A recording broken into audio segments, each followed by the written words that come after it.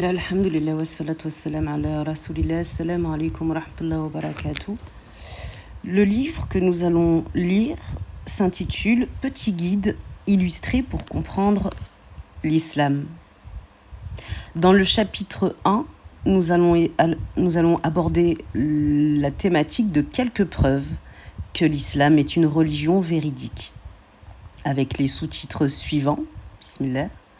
Les miracles scientifiques du Coran, ce que dit le Coran sur le développement embryonnaire humain, au sujet des montagnes, sur l'origine de l'univers, sur le cerveau, sur les mers et rivières, sur les mers profondes et les vagues internes, au sujet des nuages, des commentaires de quelques savants sur les miracles scientifiques du Coran, le grand défi de produire un seul chapitre semblable au chapitre du Coran, les prophéties bibliques sur la venue de Mohammed, le prophète de l'islam, les versets du Coran qui font mention d'événements à venir qui se sont réalisés par la suite, sur les miracles accomplis par le prophète Mohammed, sur son mode de vie simple, et sur l'expansion phénoménale de l'islam.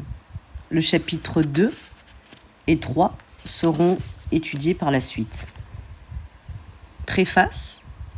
Ce livre est un guide abrégé pour comprendre l'islam. Il est constitué de 3 chapitres. Le premier chapitre, quelques preuves que l'islam est une religion véridique, répond à d'importantes questions que se posent certaines personnes. Le Coran est-il vraiment la parole de Dieu, révélée par lui ?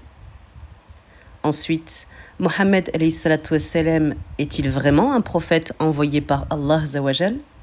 Puis, l'islam est-il vraiment une religion provenant de Allah Azawajal ? Dans ce chapitre, nous vous présentons 6 genres de preuves. Le premier, les miracles scientifiques du Coran. Cette section traite avec des illustrations. Dans le livre, il y a beaucoup d'illustrations de certains faits scientifiques récemment découverts dont il est fait mention dans le Coran, lequel fut révélé il y a plus de 14 siècles. Deuxième genre de preuve, le grand défi de produire un seul chapitre semblable au chapitre du Coran.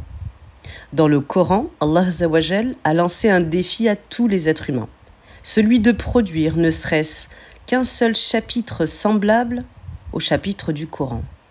Depuis que le Coran a été révélé, il y a 14 siècles, jusqu'à nos jours, personne n'a été en mesure de relever ce défi en dépit du fait que le plus court chapitre du Coran, donc le chapitre 108, ne contient que 10 mots. Troisième genre de preuve, les prophéties bibliques concernant la venue de Mohammed, le prophète de l'islam. Dans cette section, des prophéties bibliques sur la venue du prophète Mohammed sont analysées. Puis, quatrième genre de preuve, les versets du Coran qui font mention d'événements à venir qui se sont réalisés par la suite. Le Coran fait mention d'événements à venir qui se sont réalisés, comme la victoire des Romains sur les Perses. Cinquième genre de preuve, les miracles accomplis par le prophète Mohammed.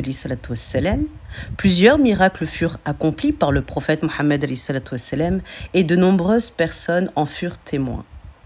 Et dernier genre de preuve, dernier point, le 6e, sur le mode de vie simple du prophète Mohammed. Cela indique clairement qu'il n'était pas un faux prophète qui prétendait avoir reçu la prophétie dans le but d'acquérir des biens matériels, de l'importance ou du pouvoir. De ces 6 genres de preuves qu'on vient de citer au préalable, nous pouvons conclure que le Coran est véritablement la parole de Allah Azawajal, révélée par lui, que Mohammed est vraiment un prophète envoyé par Dieu, et que l'islam est vraiment une religion provenant de Dieu. Pour savoir si une religion est véridique ou fausse, nous ne devrions pas nous fier à nos émotions, nos sentiments ou nos traditions. Nous devrions plutôt nous baser sur notre raison et notre intellect. Quand Allah Azawajal a envoyé ses prophètes, Il les a envoyés avec des miracles et des signes destinés à prouver qu'ils étaient réellement des prophètes envoyés par Dieu et que la religion qu'ils prêchaient était véridique.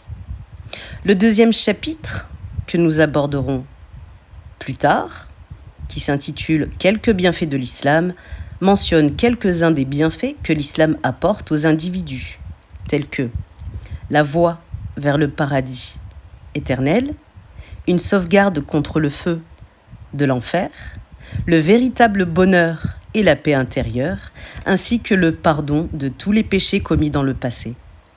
Le troisième chapitre de ce livre, Informations générales sur l'islam, fournit des informations générales sur l'islam, clarifie certaines idées reçues et répond à des questions fréquemment posées, que nous verrons beaucoup plus tard. Bismillah ar-Rahman ar-Rahim. Chapitre 1. Quelques preuves que l'islam est une religion véridique. Allah Azza wa Jal a envoyé son dernier prophète, Mohammed alayhi salatu wassalam, avec plusieurs miracles et signes, prouvant qu'il est un véritable prophète envoyé par Dieu. De la même façon, Allah Azza wa Jal a fortifié sa dernière révélation, le Coran, avec de nombreux miracles qui prouvent que ce Coran est la parole de Dieu, révélée par lui et qu'il n'a pas été rédigé par des hommes. Dans ce chapitre, nous examinerons ces preuves. Sous-titre : Les miracles scientifiques du Coran. Le Coran est la parole de Dieu, qu'il a révélée à son prophète Mohammed alayhi salatu wassalam par l'intermédiaire de l'ange Gabriel. Il a été mémorisé par Mohammed alayhi salatu wassalam, qu'il a ensuite dicté à ses compagnons. Ces derniers l'ont à leur tour mémorisé, mis par écrit et révisé en compagnie du prophète Mohammed alayhi salatu wassalam. De plus, une fois par an, le prophète Mohammed alayhi salatu wassalam révisait tout le Coran avec l'ange Gabriel. La dernière année de sa vie, il a révisé 2 fois. Depuis le moment où le Coran a été révélé jusqu'à nos jours, il y a toujours eu un très grand nombre de musulmans l'ayant mémorisé en entier, lettre par lettre. Certains d'entre eux ont même réussi à mémoriser tout le Coran avant l'âge de 10 ans. Pas une seule lettre du Coran n'a été modifiée à travers les siècles.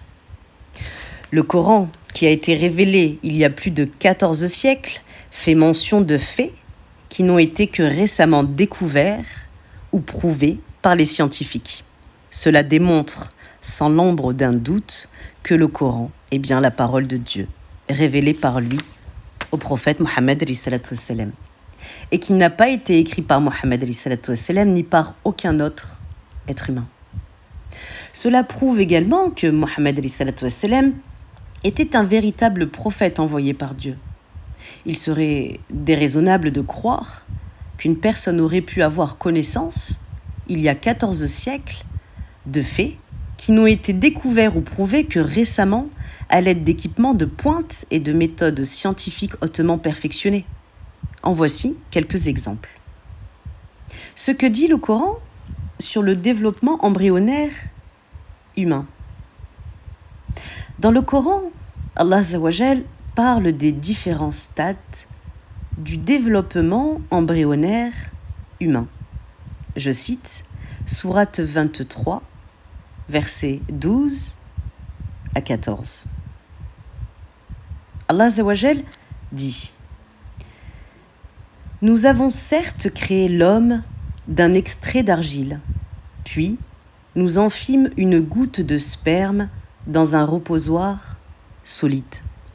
Ensuite, nous avons fait du sperme une halaqa, donc qui veut dire une sangsue, une chose suspendue, un caillot de sang. Et de la halaqa, nous avons créé une mudra, donc une substance mâchée.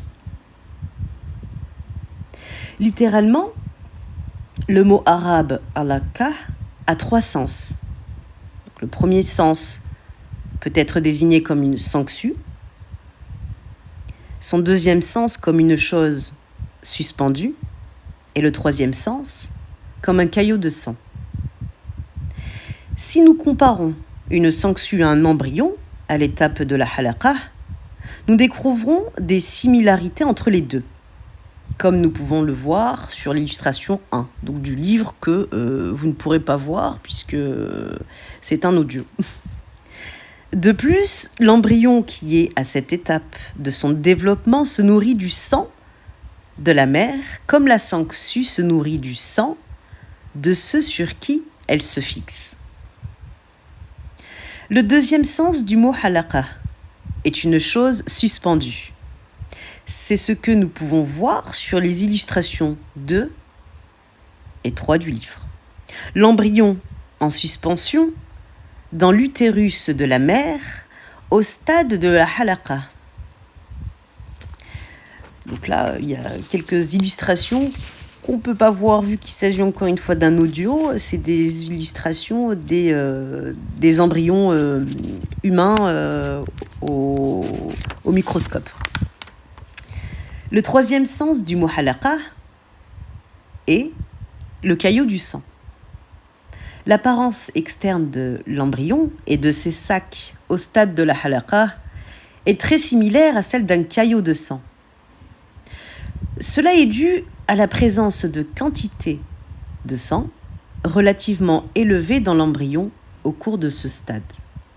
Aussi, durant ce stade, le sang contenu dans l'embryon ne commence pas à circuler avant la fin de la 3e semaine.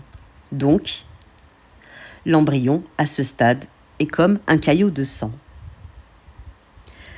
Ainsi, les 3 sens du mot halaqa correspondent exactement aux descriptions de l'embryon au stade de la halaqa. Le stade suivant, mentionné dans le verset, est le stade de la mudra. Le mot arabe mudra signifie substance mâchée.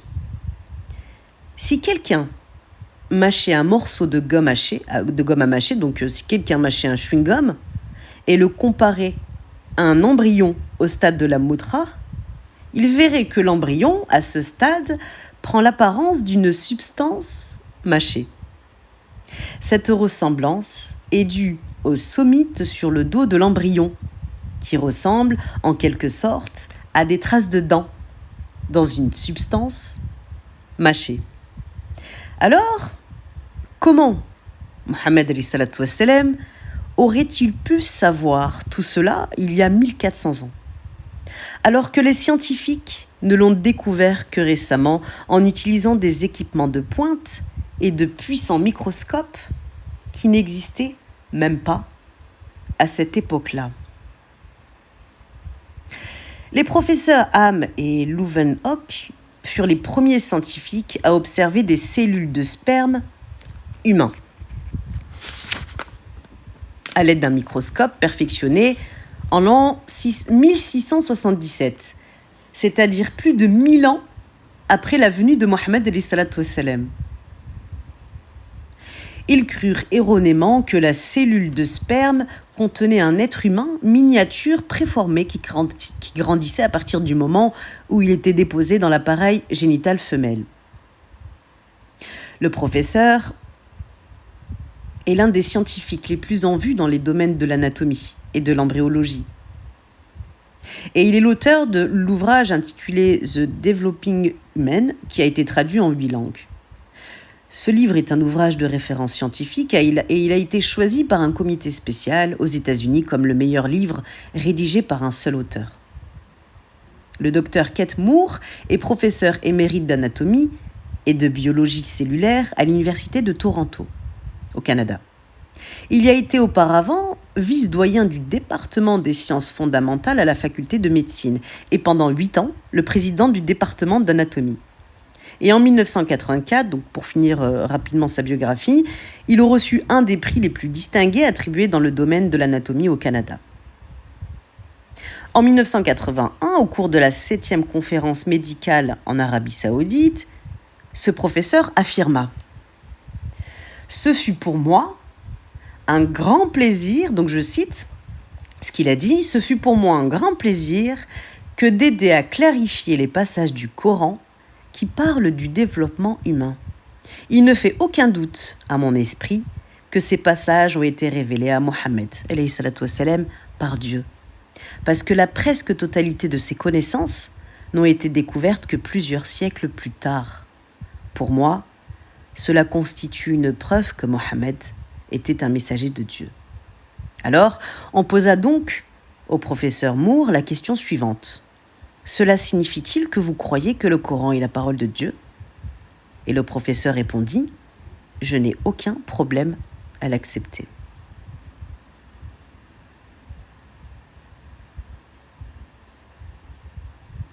Au cours d'une autre conférence, ce même professeur, le professeur Moore, déclara « Dû au continuel processus de modification au cours du développement, la classification des stades de l'embryon humain est complexe. C'est pourquoi nous considérons que nous pourrions développer un nouveau système de classification en utilisant les termes mentionnés dans le Coran et la Sunna. » Donc la Sunna, ce que Mohammed alayhi salatu wassalam a dit, fait ou approuvé. Je continue à citer ce qu'a dit le professeur. Le système proposé est simple, complet et en conformité avec les connaissances embryologiques actuelles. L'étude approfondie du Coran et des hadiths durant les 4 dernières années a révélé un système de classification des embryons humains qui est très étonnant du fait qu'il date du 7e siècle de notre ère. Bien qu'Aristote, le fondateur de la science de l'embryologie, eut découvert en étudiant des œufs de poule au 4e siècle avant Jésus-Christ que les embryons de poussins se développent par stades. Aristote, lui, n'a jamais donné de détails sur ces stades. D'après ce que nous savons sur l'histoire de l'embryologie, il y avait très peu de connaissances avant sur les stades et la classification des embryons humains avant le 21e siècle.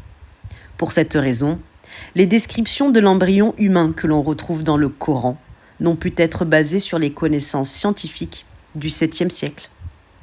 Donc, la seule conclusion raisonnable de cette réflexion est que ces descriptions ont bien été révélées à Mohammed alayhi salatu wassalam par Allah azza wa jal. Il ne pouvait connaître de tels détails parce qu'il était illettré et n'avait absolument aucune formation scientifique. Ce que dit le Coran au sujet des montagnes. Un livre intitulé Earth, donc Terre en anglais, est un manuel de référence de base dans plusieurs universités à travers le monde. L'un de ces 2 auteurs est le professeur émérite Frank Press. Il a été le conseiller scientifique de l'ex-président américain Jimmy Carter et pendant 12 ans, président de l'Académie nationale des sciences à Washington.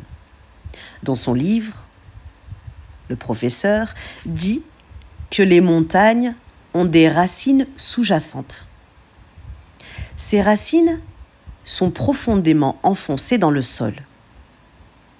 Par conséquent, les montagnes ont la forme de piquets. Et voici comment le Coran décrit les montagnes. Allah Azza wa Jal a dit dans le Coran, sourate 78, versets 6 à 7. N'avons-nous pas fait de la terre une couche et placé les montagnes comme des piquets ?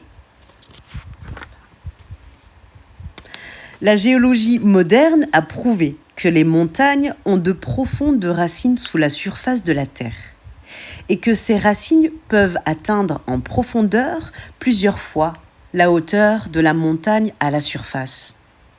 En se basant sur ces informations, le mot le plus approprié pour décrire les montagnes est le mot « piquet », puisque la plus grande partie d'un piquet bien enfoncé est cachée sous la surface de la Terre. De l'histoire des sciences, nous savons que la théorie voulant que les montagnes aient de profondes racines ne fut introduite qu'au cours de la seconde moitié du XIXe siècle. Les montagnes jouent également un rôle important au niveau de la stabilisation de la croûte terrestre.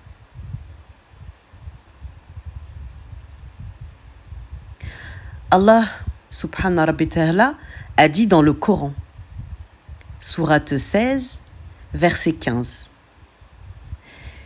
Et Allah, Zawajel, et il a implanté des montagnes immobiles dans la terre afin qu'elles ne branlent pas en vous, emportant avec elles. La théorie moderne de la tectonique des plaques considère que les montagnes agissent en tant que stabilisateurs de la Terre. Dans le domaine de la tectonique des plaques, ce n'est que depuis la fin des années 60 que l'on commence à comprendre que le rôle que jouent les montagnes comme stabilisateurs de la Terre, alors que ça a été cité 1400 ans avant dans le Coran. Subhanallah. Quelqu'un aurait-il pu connaître, à l'époque du prophète Mohammed la véritable forme des montagnes? Est-ce que quiconque pourrait imaginer que la montagne massive et solide qu'il voit devant lui s'enfonce profondément dans la terre et possède une racine, comme l'affirment les scientifiques? Un grand nombre de livres de géologie, lorsqu'ils parlent des montagnes, ne décrivent que la partie située à la surface de la Terre. Cela est dû au fait que ces livres n'ont pas été rédigés par des spécialistes en géologie. Cependant, la géologie moderne a confirmé que les versets coraniques disent vrai. Troisième sous-titre du chapitre, ce que dit le Coran sur l'origine de l'univers. La science de la cosmologie moderne, observationnelle et théorique, indique clairement qu'à un certain moment dans le temps, l'univers entier n'était autre qu'un nuage de fumée, c'est-à-dire une composition gazeuse très chaude, opaque et extrêmement dense. Et c'est là un des principes incontestés de la cosmologie moderne. Les scientifiques peuvent maintenant observer de nouvelles étoiles se former à partir des restes de cette fumée. Les étoiles lumineuses que l'on voit le soir, ainsi que l'univers tout entier, étaient à l'origine sous cette forme de fumée. Allah Azzawajal a justement dit dans le Coran, dans la sourate 41, verset 11. Donc en parlant de Allah Azzawajal, il s'est ensuite adressé au ciel qui était alors fumée. Une fumée. Parce que la terre et le ciel, donc le ciel comprenant le soleil, la lune, les étoiles, les planètes, les galaxies, etc., parce que la terre et le ciel se sont formés à partir de cette même fumée. Nous en concluons que la terre et le ciel étaient au départ joints en une seule entité. Ensuite, à partir de cette fumée homogène, ils ont pris forme et se sont séparés l'un de l'autre. Et Allah Azzawajal a dit dans le Coran, dans la sourate 21, verset 30, je cite, « Ceux qui ont mécru, n'ont-ils pas vu que les cieux et la terre formaient une masse compacte? Ensuite, nous les avons séparés. »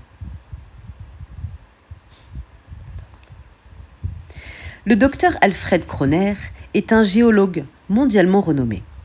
Il est professeur de géologie et président du département de géologie à l'Institut des sciences de la Terre de l'université à Mainz en Allemagne. Ce professeur a déclaré « Quand on sait d'où venait Mohammed, je crois qu'il est pratiquement impossible qu'il ait pu avoir connaissance de choses comme l'origine de l'univers, parce qu'il n'y a que quelques années que les scientifiques ont découvert, à l'aide de méthodes technologiques très avancées et compliquées, la vérité à ce sujet. Méditez.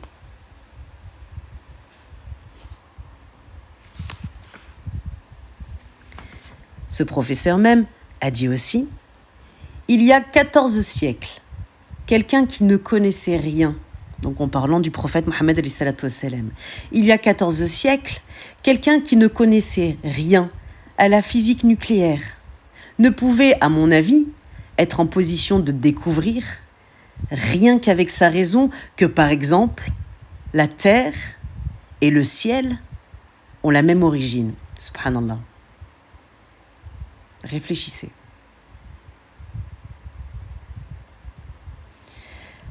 Sous-titre, ce que dit le Coran sur le cerveau humain.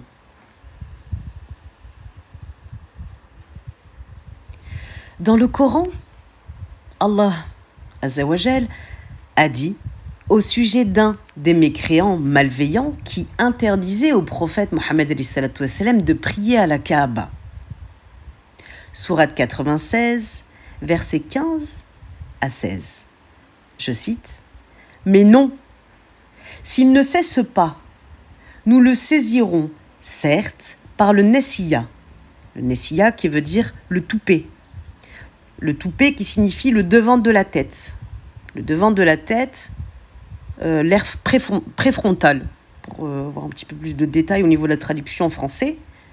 Mais non, s'il ne cesse pas, nous le saisirons, certes, par le Nessiya, donc le toupet, un Nessiya, un toupet, menteur et pécheur. Alors, on va un petit peu étudier ce verset en détail. Pourquoi le Coran décrit-il le devant de la tête comme menteur et pécheur? Pourquoi le Coran n'a-t-il pas simplement dit que cet homme était un menteur et un pécheur? Et quelle relation y a-t-il entre le devant de la tête, le mensonge et le péché? Alors, c'est intéressant et c'est pour ça que c'est très important de lire le Coran doucement, avec réflexion, bien prendre le temps de comprendre entre les lignes, parce qu'il y a beaucoup de bienfaits, mashallah. Si nous observons, il y a beaucoup de bienfaits, il y a beaucoup de miracles. La science, elle est détaillée dans le Coran d'une façon complète. Si on prend le temps de lire avec dévotion, vraiment. Donc je reprends la lecture. Si nous observons l'intérieur du crâne, là où se trouve le devant de la tête, écoutez bien, nous trouverons la région préfrontale du cerveau, le front. Que nous dit la physiologie sur la fonction de cette région préfrontale? Un livre intitulé Essentiel of Anatomy et Physiologie, donc éléments d'anatomie de physiologie, dit à propos de cette région préfrontale, la motivation est la faculté de prévoir la planification et la mise en action des mouvements se trouve dans la partie antérieure du lobe frontal, c'est-à-dire la région préfrontale. C'est la région du cortex associatif. Dans ce livre, on dit aussi, à cause de son implication au niveau de la motivation, la région préfrontale est également considérée comme le centre fonctionnel de l'agressivité. Donc, cette région du cerveau, il faut bien comprendre, cette région du cerveau, elle est responsable de quoi? Elle est responsable de la planification, de la motivation et de la mise en action des bonnes et des mauvaises actions.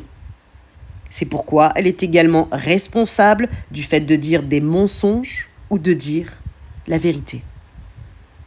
Il est donc approprié de décrire le devant de la tête comme menteur et pécheur. Lorsqu'une personne ment ou commet un péché, c'est cette partie du cerveau qui est sollicitée, comme le dit le Coran.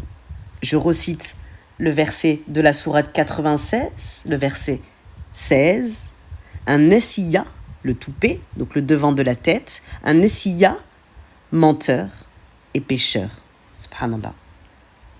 Selon le professeur Moore, ce n'est qu'au cours des 60 dernières années que les scientifiques ont découvert les fonctions de la région préfrontale, alors que ça a été cité 1400 ans avant dans le Coran par Allah Azza wa Jal.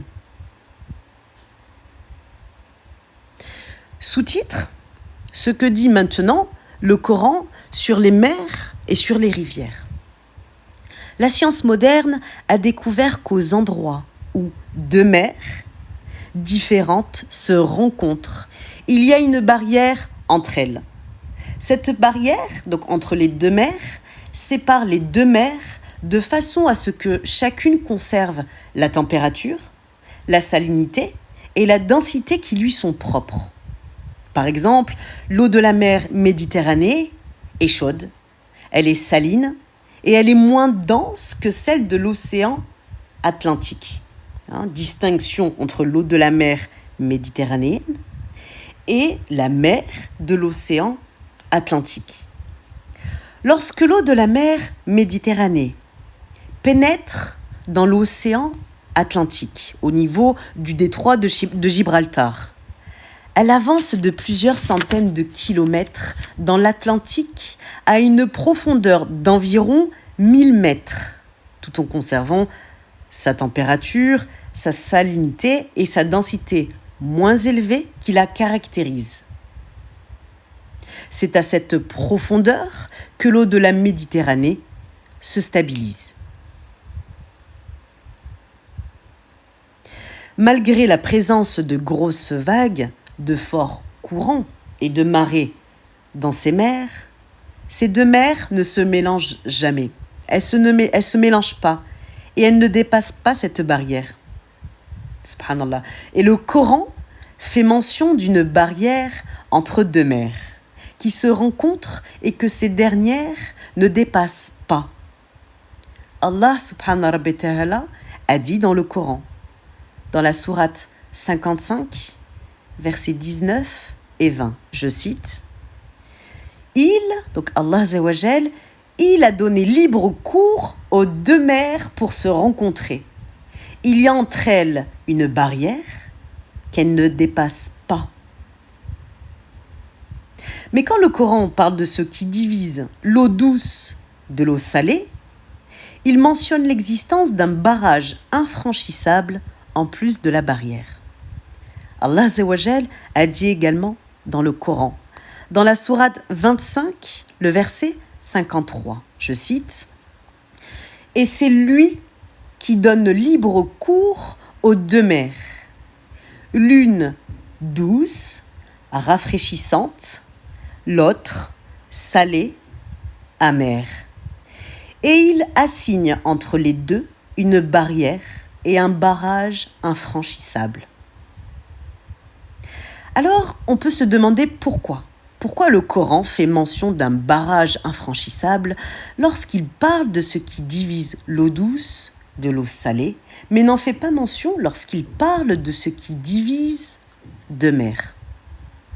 La science moderne a découvert que dans les estuaires où l'eau douce et l'eau salée se rencontrent, le phénomène est en quelque sorte différent de celui que l'on retrouve dans les endroits où deux mers se rencontrent.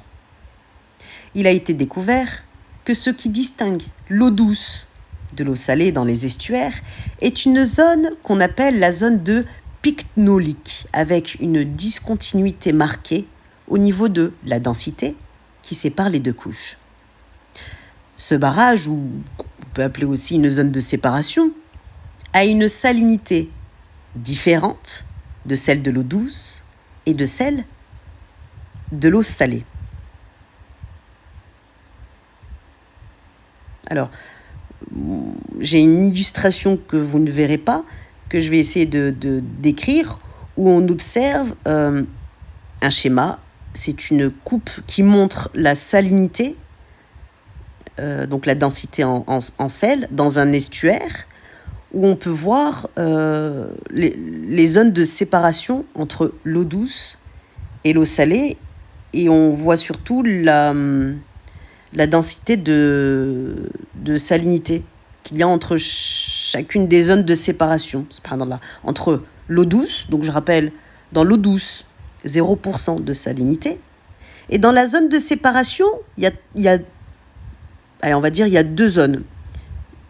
Non, il y en a 3. Alors, il y a une zone où il y a 10% de salinité, une zone où il y a à peu près 20%, et une autre zone où il y a entre 30, à partir de 30%. Et c'est à partir des 30 et 33% qu'on arrive sur de l'eau salée. Donc plus riche en sel. Voilà. Donc, pour conclure, si je peux être un petit peu plus clair, sur le schéma, on aperçoit l'estuaire, avec l'eau douce d'un côté, à 0% de salinité, de sel. Dans la zone de barrage, il y a 2 zones. En fait, la zone de barrage, elle vient séparer la zone d'eau douce de l'eau salée. Et dans la zone de barrage entre ces 2 eaux, il y a justement quelques petites zones où il y a un peu de sel, 10%, 20%, et à partir de 30%, là on passe à l'eau salée. Mais la distinction entre l'eau douce et l'eau salée, au niveau du premier barrage, c'est à 0% de salinité. Subhanallah. Donc il y a réellement un barrage entre l'eau douce et l'eau salée. Ces informations n'ont été découvertes que récemment, à l'aide d'équipements de pointe servant à mesurer la température, la salinité, la densité, la dissolubilité de l'oxygène, etc. L'œil humain, bien entendu, ne peut percevoir la différence qui existe entre 2 mers qui se rencontrent, car à l'œil nu, les 2 mers nous apparaissent comme une seule mer homogène. De la même façon, l'œil humain ne peut percevoir dans les estuaires la division que je vous ai citée au préalable de l'eau en 3 types, donc entre l'eau douce, l'eau salée et le barrage. Barrage ou la zone de séparation. Ce que dit maintenant le Coran sur les mers profondes et sur les vagues internes. Allah Azza wa Jal a dit dans le Coran, dans la sourate 24, verset 40, je cite, « Les actions des mécréants sont encore semblables à des ténèbres sur une mer profonde. » Alors, on va revenir régulièrement sur ce verset parce qu'il y a plusieurs choses à voir et c'est vraiment très profond. Les actions des mécréants sont encore semblables à des ténèbres sur une mer profonde. Des vagues la recouvrent, vagues au-dessus desquelles s'élèvent d'autres vagues, sur lesquelles il y a d'épais nuages, ténèbres entassées les unes au-dessus des autres. Quand quelqu'un étend la main, il ne la distingue presque pas. Ce verset du Coran fait mention de l'obscurité profonde qui règne dans les profondeurs des mers et des océans, là où lorsque quelqu'un étend sa main, il ne peut presque pas la distinguer. Les ténèbres dans les mers profondes, elles commencent à une profondeur de combien ? Elles commencent à une profondeur d'environ 200 mètres. Et il n'y a plus du tout de lumière à une profondeur de plus de 1000 mètres dans l'eau. D'accord ? Les êtres humains sont incapables de plonger à plus de 40 mètres sans l'aide de sous-marins ou d'équipements spéciaux. Et ils ne peuvent survivre sans l'aide de ces équipements dans la partie obscure des océans, c'est-à-dire à une profondeur de 200 mètres et plus. Donc il y a une petite illustration où on voit dans le schéma qu'entre 3 et 30% de la lumière du soleil est reflétée à la surface de la mer. Et la presque totalité des 7 couleurs du spectre solaire sont absorbées l'une après l'autre dans les premiers 200 mètres, sauf la couleur bleue. Sauf la couleur bleue. Parlons maintenant des scientifiques. Les scientifiques, ils ont récemment découvert cette obscurité profonde à l'aide d'équipements spéciaux et de sous-marins qui leur ont permis de plonger dans les profondeurs des océans. De la phrase suivante, sur une mer profonde. Sur une mer profonde. Donc, verset 40, sourate 24. Sur une mer profonde, des vagues la recouvrent, vagues au-dessus desquelles s'élèvent d'autres vagues, sur lesquelles il y a d'épais nuages. On comprend que les eaux profondes des mers et des océans sont recouvertes de vagues et qu'au-dessus de ces vagues, il y a d'autres vagues. Il est clair que les deuxièmes vagues auxquelles le verset fait référence sont les vagues de surface qu'on peut voir à une vue, car il est spécifié qu'au-dessus de ces vagues, il y a des nuages. D'accord ? Mais qu'en est-il des premières vagues auxquelles le verset fait référence ? Les scientifiques ont récemment découvert qu'effectivement, il existe des vagues internes dans l'eau, qui se trouvent sur les interfaces de densité situées entre les couches de densité différentes. Les vagues internes recouvrent les eaux profondes des mers et des océans parce que les eaux profondes ont une densité plus élevée que celle des eaux au-dessus d'elles. Donc les vagues internes se comportent de la même façon que les vagues de surface.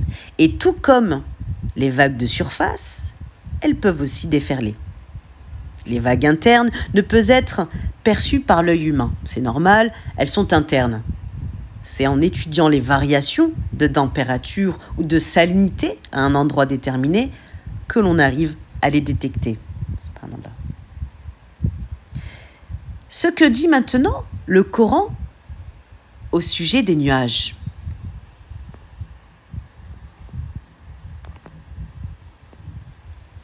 L'étude des divers types de nuages a permis aux scientifiques de réaliser que la formation et l'aspect des nuages de pluie sont régis selon des systèmes bien précis et suivent certaines étapes qui varient selon les types de vent et de nuages. Un des types de nuages de pluie est le cumulonimbus. Donc un nuage de pluie, c'est ce qu'on appelle un cumulonimbus. Les météorologues ont étudié donc la formation des cumulonimbus et la façon dont ils produisent la pluie, la grêle et les éclairs. Et qu'est-ce qu'ils ont découvert ? Ils ont découvert que les cumulonimbus, donc ce type de nuage de pluie, passent à travers les différentes étapes suivantes pour produire de la pluie. Donc ça, c'est ce qu'ils ont découvert, les météorologues. Ils ont découvert, pour cette formation du cumulonimbus, qu'il faut que les nuages soient poussés d'abord par le vent. Les cumulonimbus commencent d'abord à se former lorsque le vent pousse des fragments de nuages, qu'on appelle des cumulus, vers une aire où ces nuages convergent. D'accord ? Donc ça, c'est la première procédure de la formation d'un cumulonimbus, qui est un type de nuage. Première étape, pour sa création, les nuages sont poussés par le vent. Deuxième étape de création de ce type de nuage, les nuages, il faut qu'ils se rassemblent. Après avoir été poussés par le vent, il faut que les nuages se rassemblent pour former un type de nuage de pluie. Donc les fragments de nuages se rassemblent pour former quoi ? Pour former un nuage plus gros. D'accord ? Donc il y a plusieurs petits, on va dire simplement, parce que c'est un peu complexe, et des termes, c'est du jargon scientifique, mais un nuage de pluie, pour être formé, il faut qu'il soit poussé par le vent, il faut que tous les petits cumulonimbus qui sont en distinction dans le ciel, il faut qu'ils puissent se fragmenter, donc se rassembler et former un gros nuage. Et la troisième étape de la création de ce nuage de pluie, la dernière étape, on va dire, il faut que le nuage se développe en hauteur.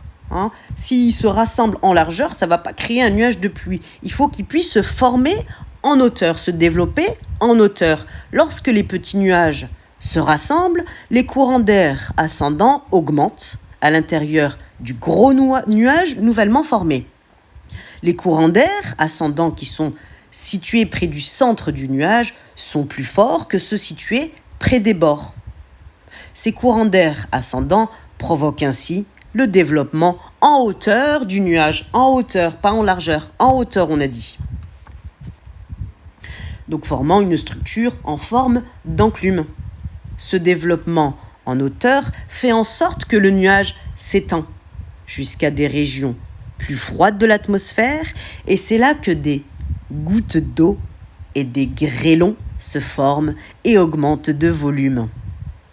Lorsque ces gouttes d'eau et ces grêlons deviennent trop lourds pour être soutenus par les courants d'air ascendants, qu'est-ce qui se passe? Il commence à tomber du nuage sous forme de pluie et de grêle. Donc le processus que je viens de vous citer, il est complet, machallah. Il est approuvé par les études scientifiques. Et qu'est-ce qu'il a dit? Allah Azza wa Jal, subhanallah, il a dit dans le Coran, 1400 ans avant que ça ait été approuvé par les équipements des scientifiques.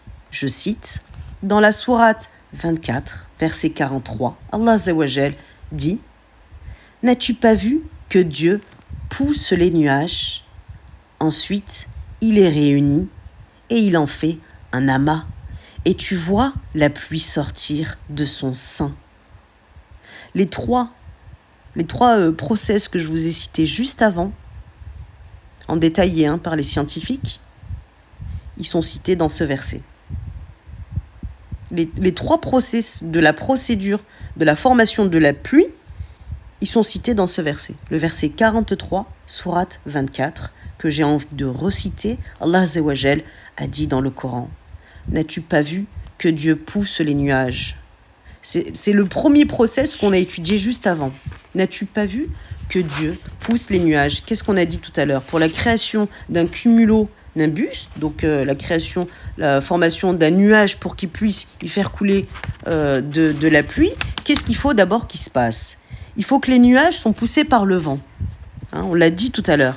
Et dans le verset, Allah Azza wa Jal a dit « N'as-tu pas vu que Dieu pousse les nuages ?» Qu'est-ce qu'on a vu tout à l'heure? On a vu que le deuxième process pour la formation de ce nuage de pluie, c'est quoi? Après que les nuages sont poussés par le vent, il faut que les nuages se rassemblent. Et dans la continuité du verset, Allah Azza wa Jal a dit « Ensuite, il est réuni et il en fait un amas. » Et dans le troisième process, le dernier qu'on a cité, on a dit quoi? On a dit que les scientifiques ont expliqué que le nuage, il faut qu'il se développe en hauteur. Sinon, il ne peut pas découler de pluie. Subhanallah, il ne peut pas. Et Allah Azza wa Jal a dit dans le même verset, « Et tu vois la pluie sortir de son sein. Ensuite, il est réuni et il en fait un amas. »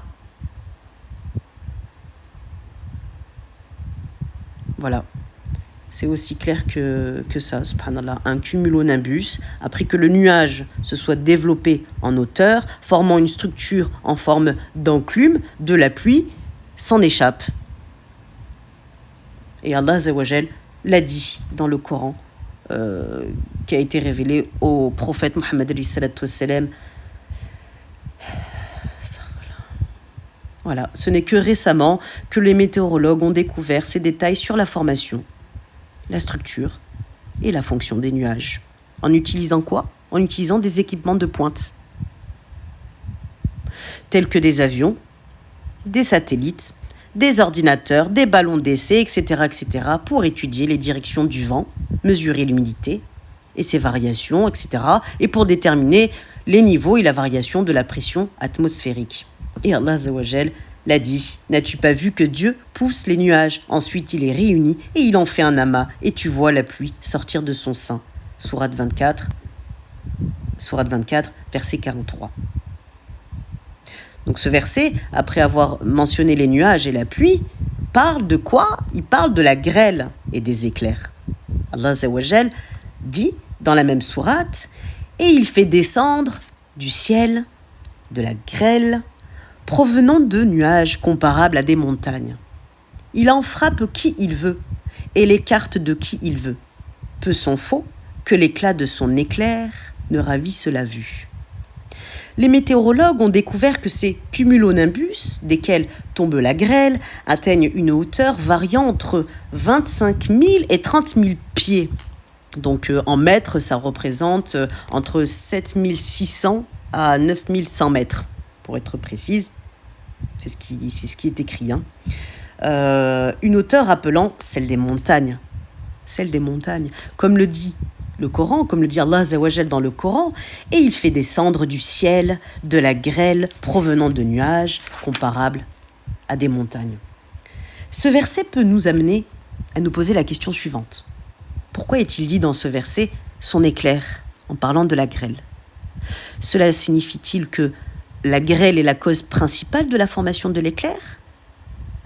Voici ce que dit le livre Météorologie Today, donc qui veut dire la météorologie d'aujourd'hui, à ce sujet.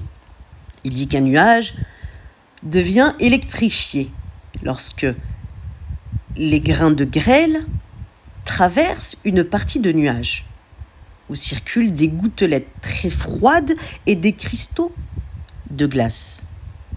Lorsque les gouttelettes heurtent les grains de grêle, elles gèlent. Elles gèlent à leur contact et elles libèrent en même temps de la chaleur latente. Cela fait en sorte que la surface des grains de grêle reste plus chaude que celle des cristaux de glace environnants. Lorsque les grains de grêle entrent en contact avec les cristaux de glace, un phénomène important se produit. Qu'est-ce qui se passe ? Des électrons circulent de l'objet le plus chaud à l'objet le plus froid, et c'est alors que les grains de grêle deviennent négativement chargés. La même chose se produit lorsque des gouttelettes très froides entrent en contact avec des grains de grêle et que de minuscules éclats de glace chargés positivement se détachent.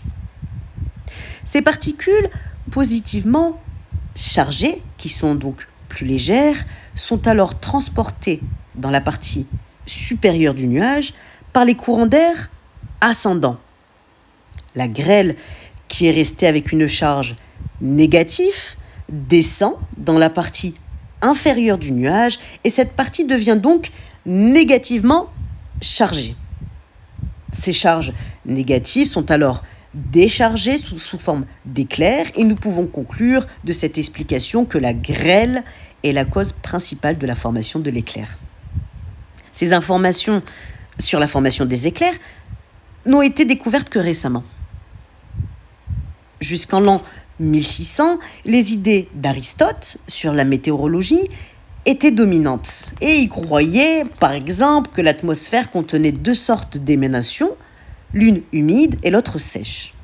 Il affirmait également que le tonnerre était le bruit de la collision entre l'émanation sèche et les nuages environnants et que l'éclair était l'inamation de l'émanation sèche à l'aide d'un faible feu de forme amincie. Ce sont là quelques idées sur la météorologie qui étaient dominantes à l'époque de la révélation du Coran